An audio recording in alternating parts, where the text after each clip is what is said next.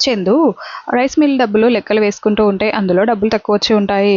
అదేంటి 6,00,000 తేడా వస్తున్నాయి అని డబ్బులు ఇచ్చిన అతనికి ఫోన్ చేసి మీరు డబ్బులు ఎంత ఇచ్చారండి అనడంతో నేను మొత్తం 8,00,000 ఇచ్చానండి అని అతను చెప్తూ ఉంటాడు. అదేంటి మరి నా దగ్గర 6,00,000 తేడా వస్తున్నాయి అనడంతో ఏమో అండి నేను డబ్బులు ఇచ్చి మళ్ళీ సైన్ కూడా తీసుకొని లెక్క చూసుకున్న తర్వాతే పంపించాను మీ తిరుపతిని అని చెప్పడంతో అలాగే అండి నేను చూసుకుంటాను ఇక్కడ పొరపాటు జరిగినట్టుంది అని చందు అనుకుంటూ ఆలోచిస్తూ ఉంటాడు.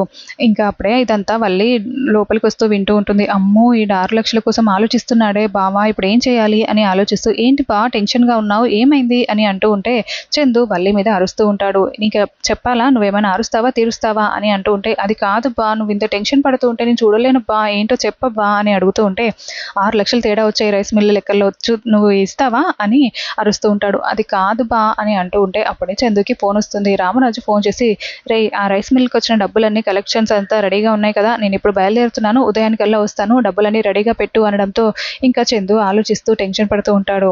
ఏంట్రా ఏం మాట్లాడావు అని అంటూ ఉంటే అలాగే నాన్న అని చందు చెప్తాడు. ఆ తర్వాత నేను చెప్పేది వినబ్బా అని అంటూ ఉంటే ఏంటో చెప్పు అని అరుస్తూ ఉంటాడు. ఇంకా అది కాదబ్బా నేను చెప్పేది విను నువ్వు ఎందుకు అంత టెన్షన్ పడుతున్నావు ఆలోచించబ్బా ఈ డబ్బులు ఎవరు తీసుకొచ్చారు ఎవరిచ్చారు నువ్వెందుకు ఇంతలా టెన్షన్ పడుతున్నావు మన రైస్ మిల్లో ఇదివరకు కూడా చిన్న చితక డబ్బులు పోయినప్పుడు నువ్వు ఊరుకున్నావు కదా కానీ ఇప్పుడు 6,00,000 అని తిరుపతి మీదకి వచ్చేలాగా వల్లే మాట్లాడి ఉంటుంది. ఇంకా చందు నువ్వు నోరు మూసుకో అనవసరమైన విషయాలలో తల దూర్చావంటే బాగుండదు చెప్తున్నా అని వల్లిని తిట్టేసి అక్కడి నుంచి పంపించేస్తాడు.